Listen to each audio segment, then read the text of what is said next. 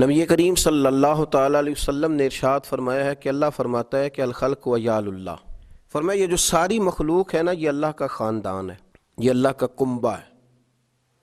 اور حضور فرماتے ہیں کہ اللہ اس بندے سے محبت کرتا ہے جو اس کے کنبے سے پیار کرتا ہے۔ ہمارے جتنے وہ لوگ ہیں جو اس مشکل کی گھڑی میں لوگوں کی مدد کے لیے نکلے ہوئے ہیں، آزمائش کی اس گھڑی میں جو لوگوں کا خیال رکھ رہا ہے، ہر آدمی اپنے بچوں کو اپنی چھتری کے نیچے لیے گھروں کے اندر بیٹھا ہے، لیکن پولیس والے روڈ پر پہرے داری کا فریضہ سر انجام دے رہے ہیں۔ سب لوگ اپنی اپنی فیملیوں کے ساتھ اپنے علاقوں میں موجود ہیں، لیکن پاک فوج کے جوان وہ اپنے شہروں سے، اپنے علاقوں سے دور، اپنے ہاتھوں کے اندر قوم کی نگہبانی کا جھنڈا اٹھائے دور کھڑے ہیں، پہرے کا فریضہ سر انجام دے رہے ہیں، ڈیوٹیاں کر رہے ہیں، لوگوں کا خیال رکھ رہے ہیں، لوگوں کو تلقینیں کر رہے ہیں۔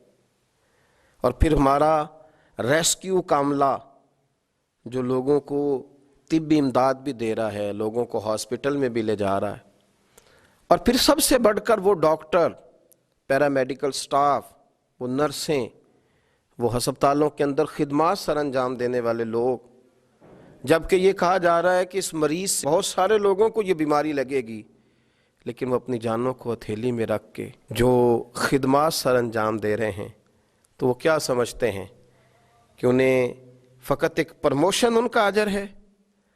کیا سمجھا جا رہا ہے کہ 1-2 ماہ کی تنخواہ اضافی دے دی گئی تو یہ ان کا اجر ہے؟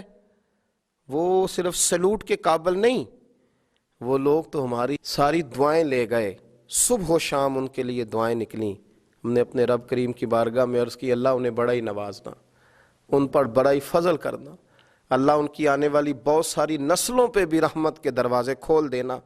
اور وہ لوگ بھی یہ یاد رکھیں کہ اگر وہ اپنی جان ہتھیلی پہ رکھ کے قوم کے لیے، ملت کے لیے، مذہب کے لیے، ہمارے بچوں کے لیے نکلے ہوئے ہیں، تو یاد رکھیں مدینے والے رسول صلی اللہ علیہ وسلم نے تمہیں تنہا نہیں چھوڑا، بلکہ میرے کریم محبوب علیہ السلام نے فرمایا ہے جو رب کریم کے کاموں میں لگ جاتا ہے، اللہ اس کے کاموں میں لگ جاتا ہے۔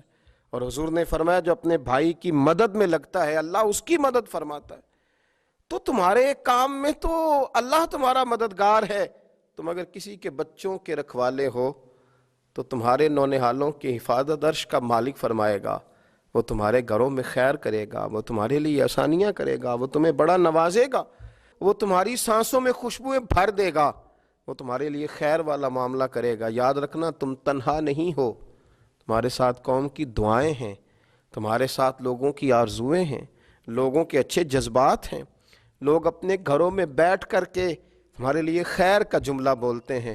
اور مجھے تو یوں لگتا ہے کہ اداروں کی ساری کوتاہیاں آج اس دور کی نیکیوں کے سبب سے معاف کر دی جائیں گی، اللہ ان پہ رحمتیں فرما دے گا، اللہ ان کے لیے کرم نوازیاں کرے گا، ان کے لیے آسانیاں ہو جائیں گی۔ قوم کا ہر فرد تمہیں سلام کرتا ہے۔ میرے جیسے کئی لوگ جب مصلوں پہ سر جھکا کے اٹھتے ہیں اور اپنے مالک سے جب اپنے لیے، اپنی اولاد کے لیے، اپنے احباب کے لیے خیر مانگنے لگتے ہیں، تو تمہارے لیے خیر مانگتے ہیں، تمہارے لیے طاقتیں مانگتے ہیں، تمہارے لیے قوتیں مانگتے ہیں، تمہارے لیے رب کریم کی بارگاہ سے فضل کی دعا کرتے ہیں۔ یاد رکھنا مالک تم سے بڑا ہی راضی ہوگا، وہ تمہیں بڑا نوازے گا۔ دنیا مٹ جائے گی، ختم ہو جائے گی، لیکن دھرتی کے لیے اپنا پیش کرنے والوں کے نام چمکتے دمکتے خوب رہیں گے۔ کبھی بھی اپنے آپ کو تنہا اور کمزور نہ سمجھنا، اللہ تمہاری نگہبانی فرمائے۔ نبی پاک صلی اللہ علیہ وسلم دنیا میں لوگوں کو عزتیں دینے کے لیے تشریف لائے۔ قرآن مجید نے کہا کہ اے محبوب اپنے غلاموں سے یہ فرما دو کہ کل ان کنتم تحبون اللہ، ان سے فرماؤ اگر یہ اللہ سے محبت کرنا چاہتے ہیں فاتبعونی، تو آپ کی پیروی کریں۔ پتہ شان کیا ملے گی؟ یحببکم اللہ، اللہ ان سے محبت فرمائے گا۔ اللہ تبارک و تعالیٰ نے سکون بھی دین میں رکھا ہے اور عزت بھی دین میں رکھی ہے۔ جو آدمی 2 گھروں کا مسافر ہوتا ہے وہ پریشان رہتا ہے۔ دنیا میں سب سے زیادہ بے سکون وہ لوگ ہیں جن کے پاس علم ہوتا ہے پر عمل نہیں ہوتا، وہ ضمیر کے قیدی بن جاتے ہیں۔ وہ بیچارے صبح و شام بڑا بولتے ہیں، بڑی باتیں کرتے ہیں، لیکن یوں محسوس ہوتا ہے کہ بڑی تکلیف میں۔ حضرت امام عبد الوہاب شورانی رحمۃ اللہ تعالیٰ علیہ فرمایا کرتے تھے کہ یہ جو مخدوم ہوتے ہیں یہ پریشان رہتے ہیں، خادم بڑے خوش رہتے ہیں۔ یہ جو مخدوم ہوتا ہے نا میری طرح کا، اچھے لوگوں کی بات نہیں کرتا، جن کو نعرے لگوانے کا شوق ہو جاتا ہے، پھول ڈلوانے کا شوق ہو جاتا ہے، یہ بڑے پریشان رہتے ہیں۔ فلانے نے سلوٹ ہی نہیں کیا، پتہ نہیں یہ مجھ سے مطمئن نہیں رہا، اس نے دستبوسی نہیں کی، پریشان رہتے ہیں۔ یہ جو خادم ہوتے ہیں نا یہ سکھی ہوتے ہیں، اس لیے کہ انہیں ٹینشن کوئی نہیں ہوتی، کوئی کرے نہ کرے بات ایک ہی ہے، وہ ان کو کوئی پریشانی نہیں ہوتی۔ اللہ فرماتا ہے محبوب جو تیری غلامی کرے گا وہ میرا محبوب بن جائے گا۔ نبی پاک صلی اللہ علیہ وسلم نے نا لوگوں کی عظمتیں بیان کی ہیں۔ انسان خوبی اور کمزوری کا مجموعہ ہوتا ہے، خوبی اور کمزوری دونوں چیزیں ہوتی ہیں۔ ہمیں بھی حضور نے حکم دیا، جامع ترمذی میں، نسائی میں، طبرانی میں، تینوں جگہ حضرت انس بن مالک کی حدیث موجود ہے۔ حضور نے فرمایا اذکروا محاسن موتاکم، جب تم میں سے کوئی فوت ہو جائے تو اس کی اچھی اچھی باتوں کا ذکر کیا کرو، اس کے محاسن بیان کرو۔ اب کسی صحابی نے یہاں یہ سوال نہیں اٹھایا کہ یا رسول اللہ بندے میں تو خوبی تھی کوئی نہیں، حضور نے یہاں مطلق کہا محاسن موتا، مرنے والے کی اچھی باتیں۔ اس کا معنی کیا ہے؟ اس کی شرح میں شارحین نے لکھا ہے کہ اللہ نے کوئی مسلمان ایسا پیدا ہی نہیں کیا جس میں کوئی خوبی نہ رکھی ہو۔ اب ایک حدیث اس پر بخاری کی سن لیں، نبی پاک علیہ السلام نے فرمایا اپنی بیوی سے بغض نہ رکھو، اپنی بیوی سے اگر تمہیں اس کی ایک عادت ناپسند ہے تو اس عادت پر غور کرو جو تمہیں پسند ہے۔ عورت اگرچہ ناقصات العقل ہوتی ہیں عورتیں، لیکن یہ نہیں ہو سکتا کہ ان میں خوبی کوئی نہ ہو، عورتوں میں خوبیاں بھی ہوتی ہیں۔ اپنے خاوند کے حق میں عورت کے اندر کچھ نہ کچھ خوبیاں بھی، بغض نہ رکھو۔ وجہ کیا ہے؟ وجہ یہ ہے کہ اللہ کے رسول علیہ السلام لوگوں کو عزت دینے آئے دنیا میں، میلاد عزت کا نام ہے، حضور عزت دینے آئے۔ حضور نے فرمایا جس نے سفید داڑھی والے آدمی کی عزت کی، یہ بخاری مسلم ہے، فرمایا جس نے سفید داڑھی والے بزرگ کی عزت کی وہ سمجھے میں نے اپنے رب کی عزت کی ہے۔ اتنے بڑے لفظ بیان کر دیے۔ اور ترمذی شریف کے لفظ یوں ہیں، محبوب پاک علیہ الصلوۃ والسلام نے فرمایا جب سفید داڑھی والا بندہ قبر میں جاتا ہے، اللہ کرے نا ہمیں داڑھی کی توفیق بھی ملے، ہم نے تو قسم اٹھا لی ہے، کہتے ہیں جب تک نیک نہیں ہونا تب تک داڑھی نہیں رکھنی، تو میں کہتا ہوں تو یہ والی قسم اٹھانا جب تک نیک نہیں ہونا روٹی نہیں کھانی۔ تو نے داڑھی پہ قسم کھا لیا بھائی، حالانکہ بندہ داڑھی رکھ کے نیک ہو جاتا ہے، داڑھی رکھتا ہے تو نیکیاں، بہت سارے گناہوں سے بچتا ہے، اس کی داڑھی اسے بچاتی ہے۔ تو حضور عزت دینے آئے، نبی پاک علیہ السلام، عام مومن کی بات ہو رہی ہے، اس میں کوئی حد نہیں، مفتی ہو، پیر ہو، صوفی ہو، درویش ہو، عالم فاضل ہو، حافظ قاری ہو، عام مومن۔ فرمایا سفید داڑھی والا مومن جب قبر میں جاتا ہے تو رب کریم فرشتوں سے فرماتا ہے اسے عذاب نہ دینا، میرے محبوب کی سنت وہ بھی سفید لے کے آیا، مجھے حیات دیا، اسے عذاب دینا۔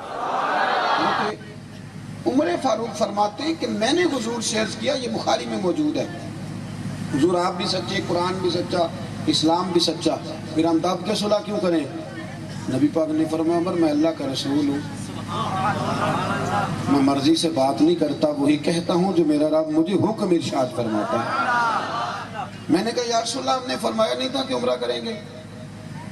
تو حضور فرمانے لگے کہا تھا عمرہ کریں گے، یہ تو نہیں کہا تھا کہ اسی سال ہی کریں گے۔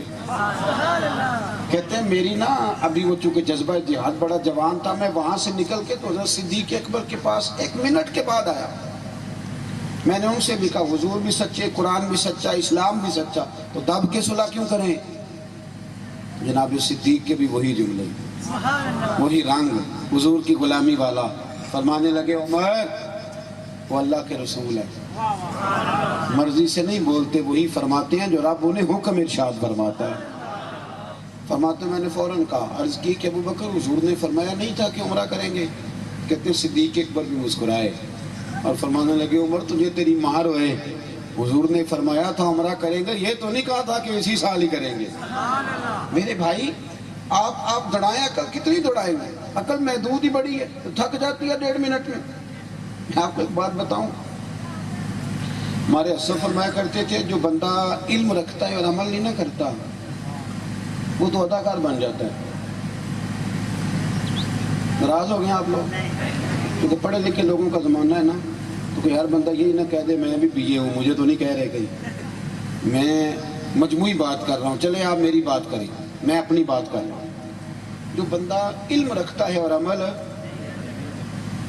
فرمایا کرتے تھے کہ یہ تو اداکار ہے کہ اس کے اندر سے آواز کچھ اور آ رہی ہے اور باہر سے یہ کچھ، تو یہ تو ایک جیسا نہیں بیچارہ، اوپر سے کچھ اور ہے.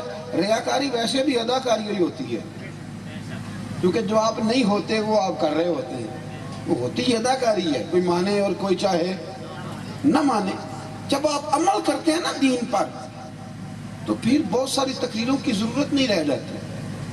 پھر کسی عالم کا اٹھنا بیٹھنا لوگوں کو بتا دیتا ہے کہ یہ دین اس چیز کا درس دیتا ہے، پھر اس کا گفتگو کرنا، لوگوں سے ملنا جلنا، یہ اندازہ کر دیتا ہے کہ یہ بندہ ماسٹر کیا ہوا ہے اس نے، یا MPhil کا اسٹوڈنٹ ہے یا PhD کی ہے.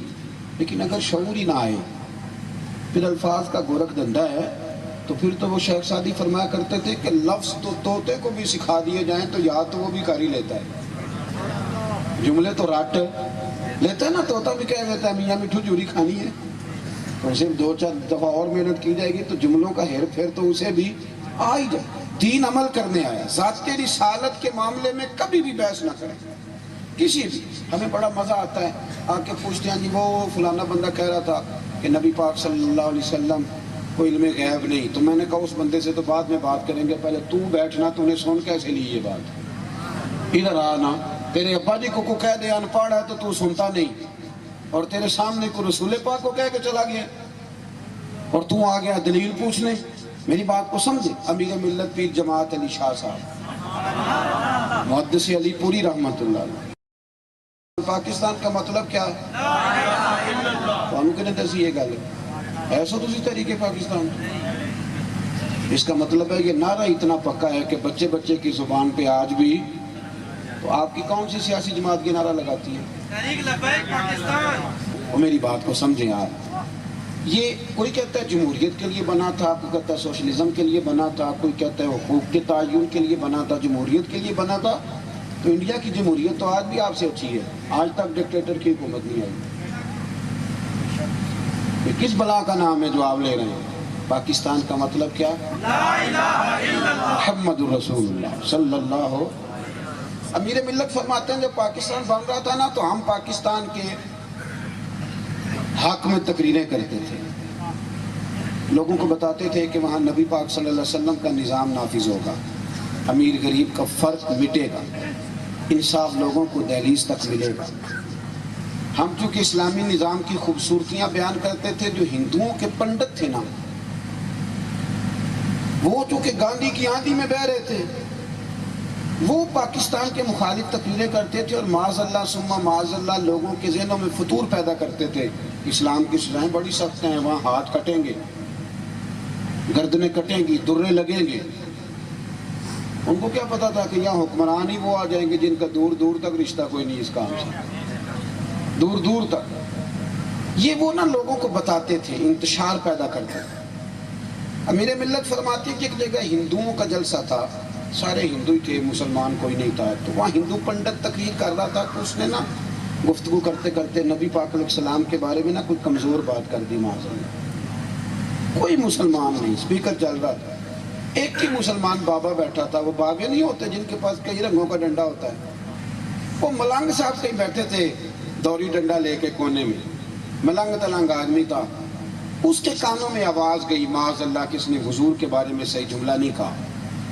اب اس ملنگ کو روکنا بھی کسی نے نہیں تھا. وہ ملنگ نا پیچھے سے سٹیج پہ چڑھ گیا، کہتا میں نے پنڈت کے سر پہ ڈنڈا مارا ہے، مارا ایک ہی ہے پر مارا ذرا تگڑا کر کے. پنڈت ڈھیر ہو گیا زمین میں. اب ظاہر ہے وہ سارے ہندو تھے، اس کو پکڑا جیل میں بند کر دیا. امیر ملت فرماتے ہیں مجھے پتا چلا تو میں جیل میں ملنے گیا. حافظ بھی تھے، عالم بھی تھے، سید بھی تھے، شیخ طریقت بھی تھے، بہت بڑے مجاہد بھی تھے. فرماتے ہیں جب میں ملنے گیا نا لوگوں نے بتایا یہ پیر جماعت علی شاہ صاحب ہے، تو اٹھ کے کھڑا ہو گیا اور ہاتھ باندھ کے نا اس نے جملہ ایسے کہا کہ میرے وجود پہ کپ کپی طاری ہو گئی. کہنے لگا شاہ جی معاف کرنا، مجھے سیدوں سے ملنے کی ادب اداب نہیں آتے. آپ نے کیوں تکلیف کی میرے جیسے بندے کی؟ مجھے نہیں ادب. تیری نسل پاک میں ہے بچہ بچہ نور کا، تو ہے عین نور تیرا سب گھرانہ نور کا. مجھے نہیں ادب اداب آتے حضور، کیوں تکلیف کی؟ حضرت امیر ملت کہتے ہیں میں نے اسے کہا نہ تو نے داڑھی رکھی ہے نہ تو مسجد جاتا ہے، اور کام تو نے بہت بڑا کر دیا ہے. فرماتے ہیں رو پڑا. کہنے لگا حضور مسجد نہیں جاتا میری غلطی ہے، داڑھی نہیں رکھی میری غلطی ہے، میرے لیے دعا کریں. پر حضور میں گناہ گار ہوں، پر اپنے نبی کا غدار تو نہیں نا. ہمارے بچے چھوٹے چھوٹے، میری نا اماں دیہاتی خاتون تھی تو ٹی وی پہ، اس وقت تو پی ٹی وی ہوتا تو صرف ٹی وی پہ اذان شروع ہوتی تو میری اماں جی کہتی وہ میرا دوپٹہ پڑھائی، ٹی وی پہ اذان ہو رہی ہے. تو میں کیونکہ تھوڑا بہت مدرسے پڑھنے لگا تھا تو مولوی اب مسئلہ نہ بتایا تو تب بھی کئی دفعہ بد ہضمی ہو جاتی ہے. میرے سامنے مسئلہ آیا، میں نے کہا اماں جی ایک کدوں کوئی فرض ہے ٹی وی تے بانگ ہو رہے تھے دوپٹہ لینا، اور دوسرا یہ تو اذان ٹی وی کی ہے، ہمارے اوپر تو اس اذان پہ نماز پڑھنا ضروری ہے جو مسجد میں ہوگی. تو میری اماں کہتی ہے مینوں زیادہ گلاں نہ سنا، دوپٹہ دے انہیں میرے نبی دا نام لینے. میری بات کو سمجھے، ہمارے حضور کے ساتھ جذباتی رشتے وابستگیاں ہیں، گہرا تعلق. ہمارے ہاں بحثیں نہیں ہوتی تھی، ہمارے ہاں تو سرکار کی شانیں، عظمتیں، رفعتیں، بلندیاں. ہمارے ہاں یہ تکرار نہیں ہوتی تھی جو آج شروع ہو گئی. ہر بات علماء کرتے تھے، باتیں اختلاف رائے ہوتا تھا پر وہ بزرگوں میں ہوتا تھا اور کتابوں میں بند ہوتا تھا. عام آدمی میری طرح کی عمل کرتے تھے. وہ تو کہتے تھے کوئی شان کی بات سنیں گے تو محبت بڑھے گی. سنگیو، حضور کی کوئی بات ملے تو اس پر عمل کرو، سرکار کا کوئی فرمان ملے تو اس پر عمل کرو. نبی پاک علیہ السلام کی ذات کے بارے میں کبھی بحث نہ کرو، دین کے معاملات میں کبھی بحث نہ کرو. حکم آ گیا تو آ گیا. بات یاد آ گئی، صلح حدیبیہ کے موقع پر ہی نا ایک صحابی تھے حضرت ابو جندل ان کا نام تھا رضی اللہ تعالیٰ. اور بھی بڑی کتابوں میں آپ کو ملے گا ان کا تذکرہ، لیکن ڈاکٹر احمد عبد الرزاق نے السیرۃ النبویہ میں بڑی خوبصورت کتاب ہے. یہ مدینہ یونیورسٹی کے وائس چانسلر رہے ہیں اور بڑے خوش عقیدہ آدمی ہیں. سلسلہ شاذلیہ سے ان کا انسلاک ہے، بڑی شاندار انہوں نے لکھی ہے. اس میں وہ فرماتے ہیں کہ ان کو نا ان کے باپ نے باندھا ہوا تھا گھر میں زنجیروں کے ساتھ، اور یہ کہتے تھے میں نے مدینے جانا ہے. اب بھی لوگ مدینے جاتے ہیں پر اب نہیں رو کے جاتے، اب پیسہ ہی بڑا ہے، اب تو ٹکٹیں بڑی ہیں. اب کون روتا ہے؟ پہلے دنیا روتی تھی، ایک ایک روپیہ لوگ جمع کرتے تھے، تڑپتے تھے، آہیں لیتے اور وہاں بھی لمحہ لمحہ رو کے گزارتے تھے. اب چونکہ پیسہ بڑا ہے تو وہاں بھی زیادہ وقت فوٹو کھینچ کے گزارتے ہیں، کیونکہ وقت بدل گیا نا جی. جب مشکل تھا جانا تو تب تڑپ بھی زیادہ تھا، تو وہ تڑپتے. باندھ رکھا ہے باپ نے، بھائیوں نے. انہیں کسی نے بتایا کہ نبی پاک نا حدیبیہ تک آ گیا. تو مکہ شریف میں جس گھر میں وہ قید تھے وہاں کسی طریقے سے انہوں نے اپنا سر مار مار کی کھڑکی توڑی. مولا علی کہتے ہیں جب وہ تشریف لائے نا حدیبیہ میں تو ان کے پیروں میں زنجیریں تھیں. تو جب وہ چل کے آ رہے تھے نا تو لکیریں بن رہی تھی خون کی، جہاں جہاں سے چل کے آ رہے خون کی لکیریں بن رہی تھیں. اللہ اکبر. کہتے وہ آئے، حدیبیہ کی شرطیں طے ہو گئی تھی پر ابھی تحریر ہونا باقی. آ کے کھڑے ہوئے تو بڑے درد سے روئے، یا رسول اللہ صلی اللہ علیہ وسلم مجھے چھوڑ کے نہ جائیے. حضور یہ میرا باپ مجھے ڈنڈوں سے مارتا ہے، یہ میرے بھائی مجھے تکلیف دیتے ہیں. حضور ایک بات بتاؤ، اس طرح اس حال میں اگر کوئی استاد کوئی باپ چھوڑ کے چلا جائے تو معاذ اللہ عقیدتوں کا کیا حشر ہوتا ہے. لیکن رسول کریم علیہ السلام نے جب ان کے آنسو دیکھے تو حضور بھی روئے، صحابہ بھی روئے. مولا کائنات فرماتے ہیں دل کرتا تھا حضور حکم دیں تو ان کافروں کو میں گھوڑوں کی پشتوں پہ باندھ کے لے جاؤں. اتنا ظلم بھی کوئی کرتا ہے. لیکن کہتے ہیں ابھی وہ بات کر ہی رہے تھے کہ ابو سفیان بولے، کہنے لگے آپ نہیں لے جا سکتے، آپ نے شرط طے کر دی ہے کہ نہیں لے جا سکتے. ان کے والد بھی بول پڑے، بات آگے نکل گئی. ایک صحابی نے کہا کہ ابھی تو لکھا جانا باقی ہے، تو کہنے لگے ٹھیک ہے کہ ہم توڑتے ہیں یہ معاہدہ. توجہ کرنا میری بات پر، داستان نہیں سنا رہا. یہ وہ لوگ ہیں جن کی ترتیب مدینے والے محبوب نے اپنی نگاہ کامل سے فرمائی ہے۔ اس دھرتی نے یہ نظارے دیکھے ہیں، اس طرح دین پہ چلنے کا مزہ آتا ہے۔ پھر انسان پھر صبح فجر پہ اٹھنا بوجھ نہیں بنتا، پھر وہ بہانے بازی نہیں کرتا کہ میرے سے فلانا کام نہیں ہوتا، پھر تو میرے بھائی اسے کچھ چیز کھینچ کے لے جاتی ہے اللہ کے گھر میں۔ حضرت ابو جندل جب روئے، انہوں نے کہا نہیں آپ لے جا سکتے، تو میرے رسول کریم اٹھے، حضور ان کے قریب گئے اور پہلے نبی پاک صلی اللہ علیہ وسلم نے ان کو سینے سے لگایا۔ وہ فرماتے میرے پاس جتنے آنسو تھے میں نے کھول کے بہائے، جی کرتا ہے میرے سونے کوئی درد پرانا ہی چھیڑا، کھول کے روئے۔ فرماتے ہیں پھر نبی پاک نے پہلے انہیں تھپکی دی اور پھر اپنے ہاتھوں سے حضور نے ان کے آنسو پوچھے۔ کیا کسی درویش کا جملہ ہے اور کتنا ہی عالیشان ہے۔ وہ کہتے ہیں ایک باری میری آنکھیاں چوں اونا نے اتھرو پونجے سن، ہن تے چسکا پہ گیا رونے دا، ہن تے چسکا پہ گیا رونے دا، تے ہر ویلے آہو زاری دا۔ سرکار نے آنسو پوچھے اور پھر نبی کریم صلی اللہ تعالی وسلم نے ایک جملہ کہا، فرمایا ابو جندل تیرا تھوڑا امتحان باقی ہے، تیرا تھوڑا امتحان تھوڑا سا باقی ہے، میرا دوسرا حکم آنے تک تم نے صبر کرنا ہے۔ حضرت ابو جندل نے بات سنی، سرکار کی قدم بوسی کر کے ذرا پیچھے ہوئے تو ان کے گھر والوں نے یہاں سے گریبان سے پکڑا، کھینچ کے کہنے لگے چل۔ بڑا شاندار جملہ لکھا ڈاکٹر صاحب نے۔ حضرت ابو جندل اٹھ کے کھڑے ہوئے تو کہنے لگے اپنے باپ سے بس کر چھوڑ دے۔ اس نے کہا معاذ اللہ وہ تجھے لے کے نہیں گئے، چل اب میں تجھے باندھوں گا۔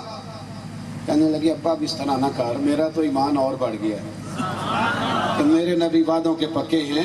کہنے لگے اب اس طرح کر، اب نہ یہ تو میرے ہاتھ بھی کھول دے میرے پیر بھی کھول دے، اور اب تجھے مجھے باندھ کے رکھنے کی ضرورت نہیں، اب تو مجھے بتا دے میں نے کس کمرے میں قید ہونا ہے، اس لیے کہ اب میں تیرا قیدی نہیں، اب میں محمد عربی کے حکم کا قیدی ہوں۔